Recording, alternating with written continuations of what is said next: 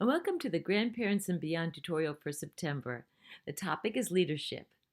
I'm Nina Walden, Managing Director of Chai Mitzvah, and I'm really excited to go over the topic with you. We have great games, activities, and conversations in this booklet. We have wonderful texts to spark conversations about leadership, as well as 3 fun games, the amazing Legend of the Lamed Vavniks, and a wonderful Hasidic tale called Even Higher Than Heaven. To inspire you and your youngsters to find a social action project you can do together, we have links to help you find local projects, as well as a special guide called Social Action with Social Distance, which is great for virtual social action. Our tradition gives many examples of which traits make a good leader.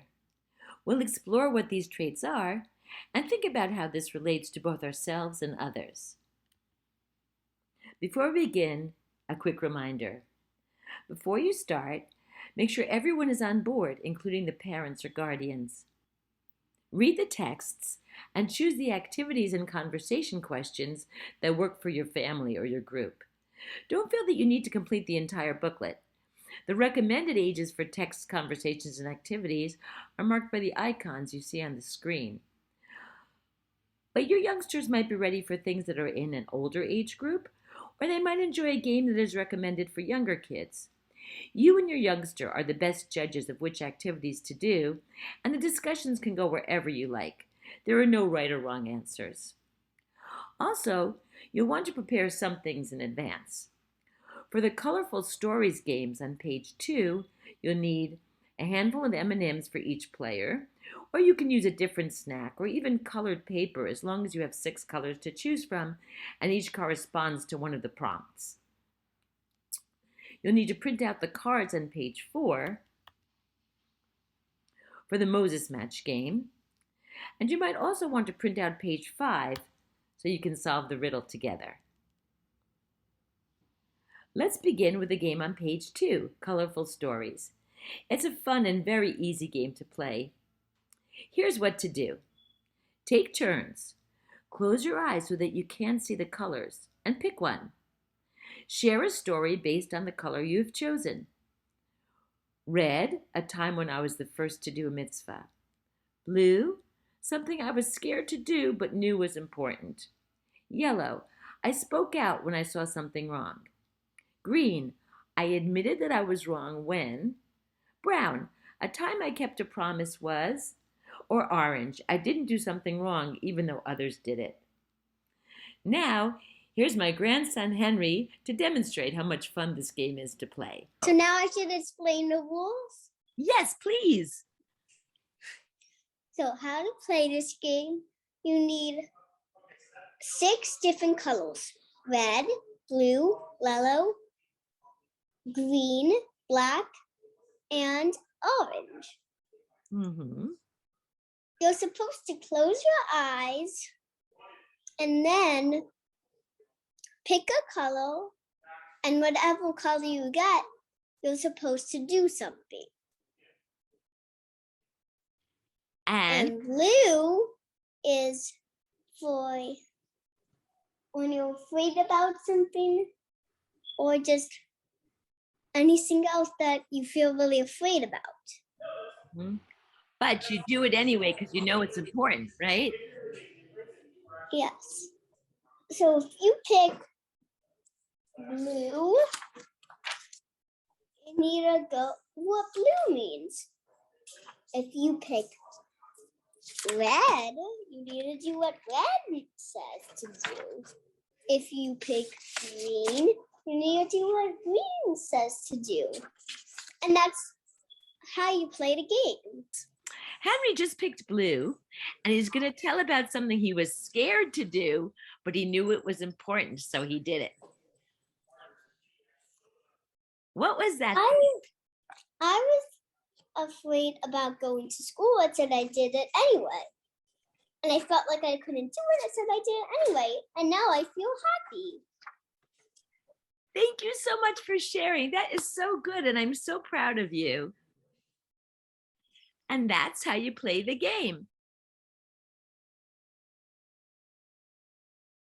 Our tradition gives many examples of which traits make a good leader.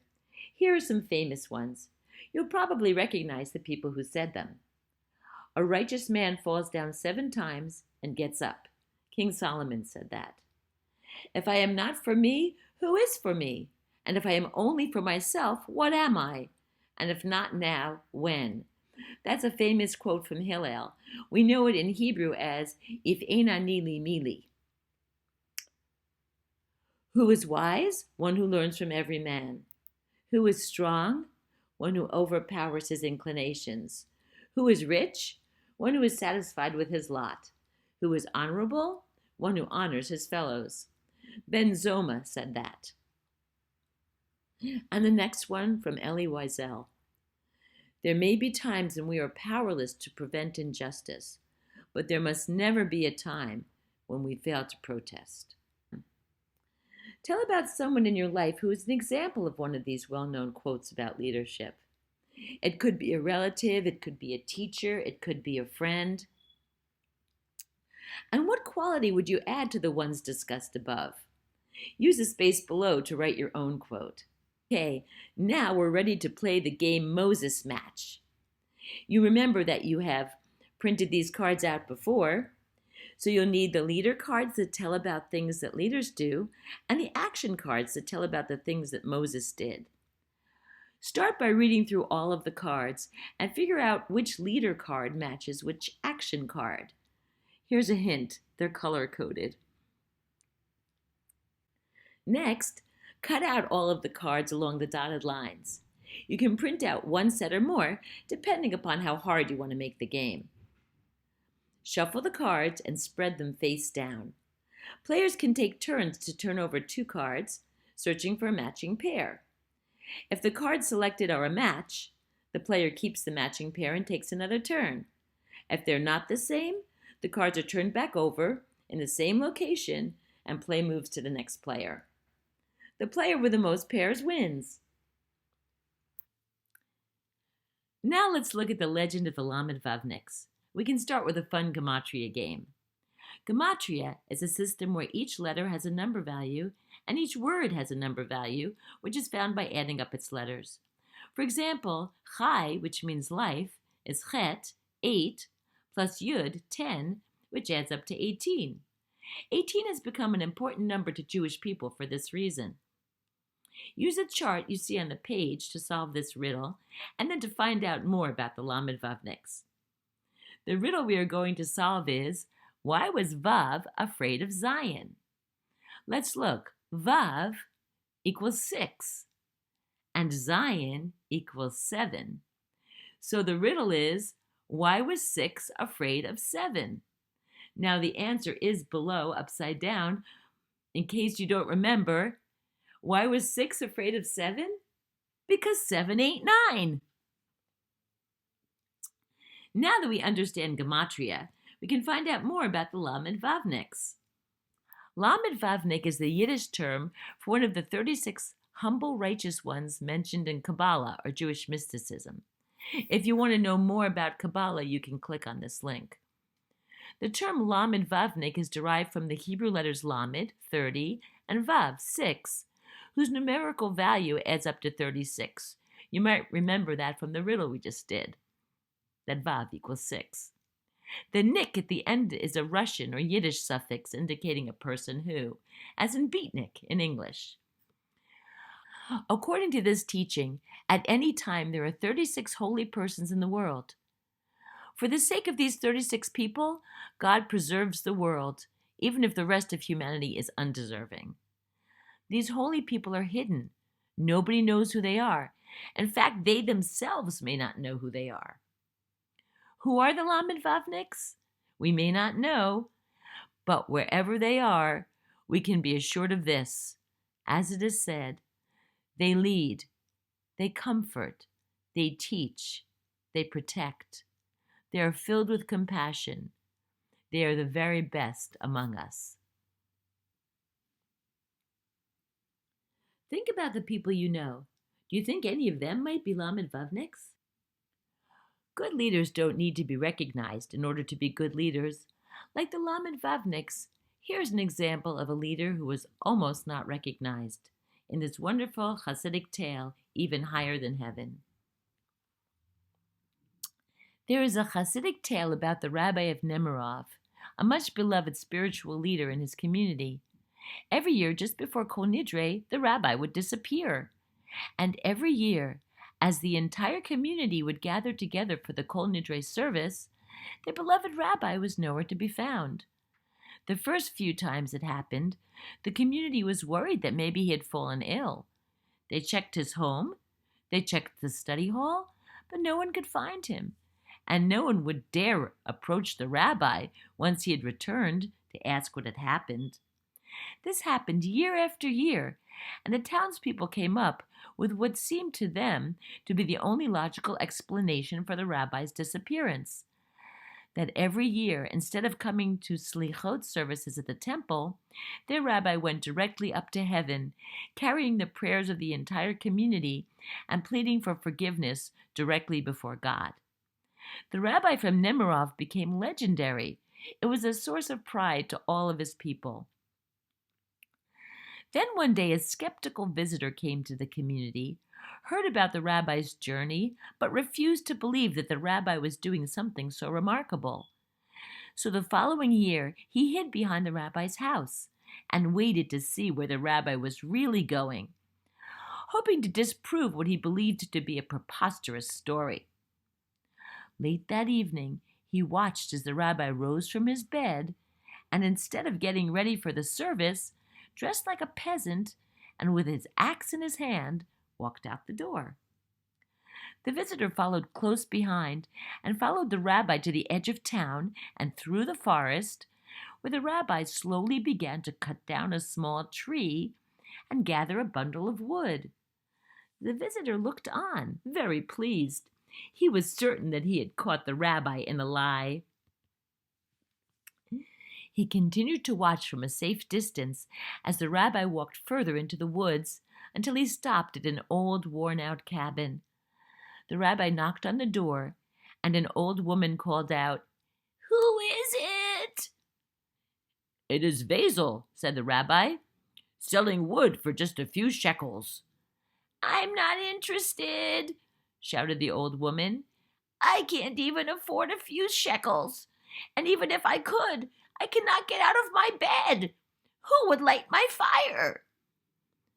As the visitor looked on in amazement, the rabbi walked in anyway, gave her the wood, and lit the fire. He assured her that he was a man of faith and that somehow he would get paid back for his services. All the while, the rabbi hummed parts of the Kol Nidre service to himself. The next year, the visitor returned to Nemirov, to the rabbi's synagogue for the holidays. And when he heard the townspeople explain that the rabbi was not there because he went to heaven on their behalf, the visitor quickly jumped in, assuring them that they were wrong. He said, "The rabbi didn't go to heaven. He has gone even higher." And here are some great conversation starters that relate to ourselves and to our families, with a suggestion for social action that you can do with your youngster. We already discussed thinking about the people you know and thinking if any of them might be Lamed Vavniks. Have you, anyone in your family, or anyone you know done something good for someone else and not expected credit? Tell their story. Remembering the way a Lamed Vavnik functions, what might you do to help others in your school or community? The next heading says activity, and you'll see that there are some helpful links included. You can find a social action product that you can do together by clicking on Volunteer Match. Volunteer Match is the largest network in the nonprofit world, and it can hook you up with social action projects wherever you might be located. You just fill in right there. The last 2 pages are the Chai Mitzvah Guide, Social Action with Social Distance. There are 12 ideas included, which may even inspire you towards other ideas. All of these projects work both in person and virtually. Think about the things that you're passionate about, that inspire and fulfill you. Here are some ideas to get started. Help seniors or others in your area who are isolated. For great suggestions, click on Generations United. Plant a pollinator garden in your backyard. Pollinators are responsible for 1 out of 3 bites of food that we take each day, and yet pollinators are at a critical point in their own survival.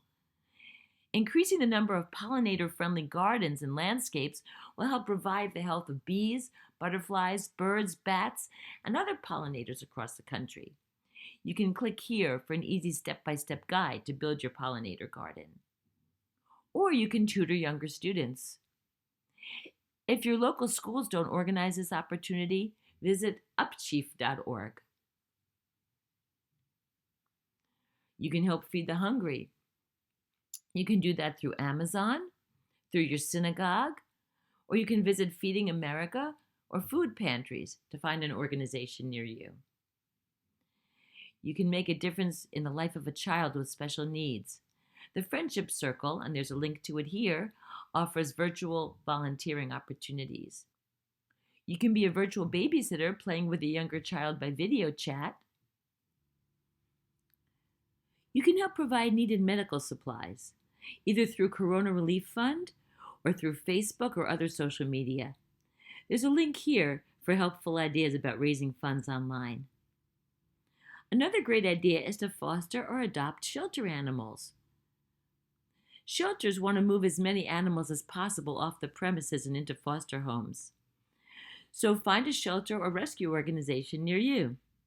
You can also spread cheer and positive messages in your neighborhood by creating sidewalk chalk art, painting kindness rocks, and there's a link for how to do that here, or organizing a teddy bear hunt, and there's also a link to help you with more information about that. We're still wearing masks, and you can make them for healthcare workers or for your friends.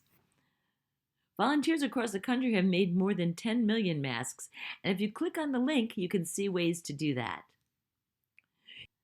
We're still dealing with COVID, and we can advocate at the local level for relief and support for vulnerable populations. This link to One Fair Wage Emergency Fund is a good place to start. And lastly, we need to fight cyberbullying. More kids than ever are depending on social media for social interaction, which makes cyberbullying even more likely. So help keep kids safe online by joining organizations like Teen Angels, there's a link to it here, or just do your part to stop bullying rather than perpetuating it. When you find a project that you like, share it with us here at Chai Mitzvah on Facebook or Instagram. Hope to hear from you in the coming month.